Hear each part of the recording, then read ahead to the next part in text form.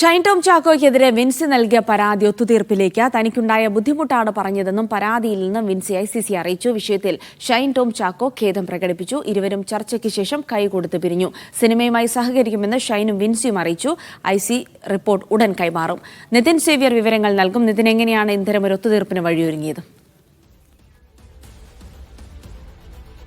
Vincy Aloysius നൽകിയ പരാതിയിൽ കഴിഞ്ഞ ദിവസം സൂത്രവാക്യം സിനിമയുടെ ICC കമ്മിറ്റിക്ക് മുന്നിൽ ഇരുവരും ഹാജരായിരുന്നു. കഴിഞ്ഞ ദിവസം വിൻസി അലോഷ്യസും ഇരുവരും ഒറ്റയ്ക്കും ഒപ്പം രണ്ടുപേരും ഒരുമിച്ചിരുന്നും ഈ കമ്മിറ്റിക്ക് മുന്നിൽ മൊഴി നൽകുകയും ചെയ്തു. ഇതിനുശേഷമാണ് ഇത്തരത്തിലൊരു ഒത്തുതീർപ്പ് സാധ്യതയിലേക്ക് ഇരുവരും പോകുന്നത്. ഇരുവരും ഈ ഷൈൻ ടോം ചാക്കോ ഖേദം പ്രകടിപ്പിച്ചു എന്നാണ് നമ്മൾ മനസ്സിലാക്കുന്നത്. ഒപ്പം തുടർന്ന് വരുന്ന സിനിമകളിൽ തന്റെ പെരുമാറ്റത്തിൽ മാറ്റം വരുത്താമെന്നും ഷൈൻ ടോം ചാക്കോ പറഞ്ഞിട്ടുണ്ട്. ഏതായാലും ഈ റിപ്പോർട്ട് ഫിലിം ചേംബറിന് കൈമാറും. കഴിഞ്ഞ ദിവസം ഫിലിം ചേംബറിന്റെ മോണിറ്ററി കമ്മിറ്റി യോഗം ചേർന്നിരുന്നു. അതിൽ ഈ സൂത്രവാക്യം സിനിമയുടെ ICC റിപ്പോർട്ട് ലഭിച്ച ശേഷം തുടർ നടപടികളിലേക്ക് പോയാൽ മതി എന്നാണ് തീരുമാനമെടുത്തിരിക്കുന്നത്. ഏതായാലും ഈ തന്റെ പരാതി മാത്രമാണ് താൻ മുന്നോട്ട് പറഞ്ഞതെന്നും കൂടുതൽ നടപടികളിലേക്ക് പോകേണ്ടതില്ല അല്ലെങ്കിൽ പരാതിയിൽ മുന്നോട്ട് പോകാൻ താല്പര്യമില്ല എന്നാണ് വിൻസി അലോഷ്യസ് ICCക്ക് മുന്നിൽ പറഞ്ഞതെന്നാണ് നമുക്ക് മനസ്സിലാക്കാൻ സാധിക്കുന്നത്. ഏതായാലും ഇതിൽ ഷൈൻ ടോം ചാക്കോയ്ക്കെതിരെ വലിയ നടപടികളിലേക്ക് പോകില്ല. ഒരു താക്കീതിലോ മറ്റോ ഇത് അവസാനിക്കാനുള്ള സാധ്യതയാണ് നിലവിൽ നിലനിൽക്കുന്നത്. ജിൽസി, ശരി നിതിൻ, മറ്റൊരു വാർത്തയുടെ വിശദാംശങ്ങളിലേക്ക് കൂടെ വരണം. ഇത് ഷൈൻ ടോം ചാക്കോ പ്രതിയായ ലഹരി കേസിൽ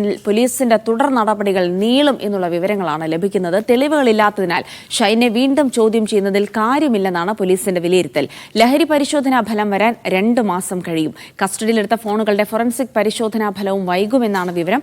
എപ്പോൾ വിളിച്ചാലും ഹാജരാകാമെന്ന് ഷൈൻ അറിയിച്ചതിനാൽ തിടുക്കം കാണിക്കേണ്ട എന്നാണ് തീരുമാനം.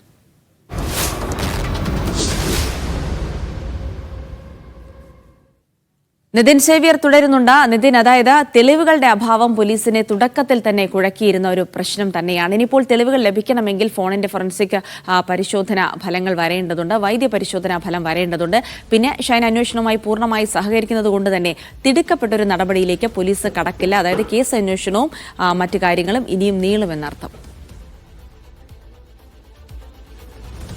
തീർച്ചയായും ജിൽസി, അങ്ങനെ തന്നെയാണ് കരുതേണ്ടത്. അതിൽ ചാടിക്കേറി കേസെടുക്കേണ്ടതില്ല എന്നൊരു തീരുമാനം അല്ലെങ്കിൽ അങ്ങനെ എടുക്കേണ്ടതില്ല എന്നൊരു തോന്നൽ ഇപ്പോൾ പോലീസിനുണ്ട്. പ്രത്യേകിച്ച് അന്ന് ഷൈൻ ടോം ചാക്കോയെ നോട്ടീസ് നൽകി വിളിച്ചു വരുത്തി ചോദ്യം ചെയ്ത ശേഷം തെളിവുകളുണ്ട് എന്നായിരുന്നു പോലീസ് പറഞ്ഞിരുന്നത്. ഷൈൻ ടോം ചാക്കോയുടെ അറസ്റ്റ് രേഖപ്പെടുത്തുകയും സ്റ്റേഷൻ ജാമ്യത്തിൽ വിട്ടയക്കുകയും ചെയ്തു. പക്ഷേ പിന്നീട് ഈ കേസിൽ തിരിച്ചടികളുണ്ടാവും. കോടതിയിലെത്തിയാൽ ഈ കേസ് നിലനിൽക്കില്ല എന്നൊരു നിഗമനം പോലീസിൽ ഉദ്യോഗസ്ഥർക്കിടയിലുണ്ട്. അതുകൊണ്ട് തന്നെയാണ് കഴിഞ്ഞ ദിവസം ചേരാനിരുന്ന യോഗം, അതായത് കമ്മീഷണർ അവധി കഴിഞ്ഞ് തിരിച്ചെത്തിയ കമ്മീഷണറും ഈ ചോദ്യം ചെയ്ത ACPമാരുമായുള്ള യോഗം അത് തൽക്കാലം ഉടനെ ചേരേണ്ടതില്ല എന്ന് തീരുമാനിച്ചിട്ടുണ്ട്. ഈ ഷൈൻ ടോം ചാക്കോയ്ക്കെതിരെ കൃത്യമായ തെളിവുകൾ പോലീസിനില്ല. ഈ സാമ്പിളുകളുടെ ഫലം ലഭിച്ചാൽ മാത്രമേ, ഒപ്പം ഈ മൊബൈൽ ഫോണുകളുടെ ഫോറൻസിക് ഫലവും ലഭിച്ചാൽ മാത്രമേ ഇത്തരത്തിൽ അതിലെന്തെങ്കിലും തെളിവുകൾ ലഭിച്ചാൽ മാത്രമേ ഇനി പോലീസിന് മുന്നോട്ട് പോകാനാവൂ. നിലവിൽ ചുമത്തിയിരിക്കുന്ന ക്രിമിനൽ ഗൂഢാലോചന അല്ലെങ്കിൽ തെളിവ് നശിപ്പിക്കലോ ഒന്നും അത് കോടതിയിലെത്തുമ്പോൾ നിലനിൽക്കില്ല എന്ന് പോലീസിന് വ്യക്തമായ ധാരണയുണ്ട്. ഒപ്പം തന്നെ ഷൈൻ ലഹരി ഉപയോഗിക്കാറുണ്ടെന്ന് മൊഴി നൽകിയിട്ടുണ്ട്. പക്ഷേ കോടതിയിൽ അത് ഷൈൻ മാറ്റിപ്പറയുമെന്നാണ് പോലീസ് കരുതുന്നത്. ഒപ്പം തന്നെ ഈ ലഹരി പരിശോധനയ്ക്ക് താരം തയ്യാറായത് ആന്റിഡോട്ടുകൾ ഉപയോഗിച്ചിട്ടാണോ എന്നൊരു സംശയം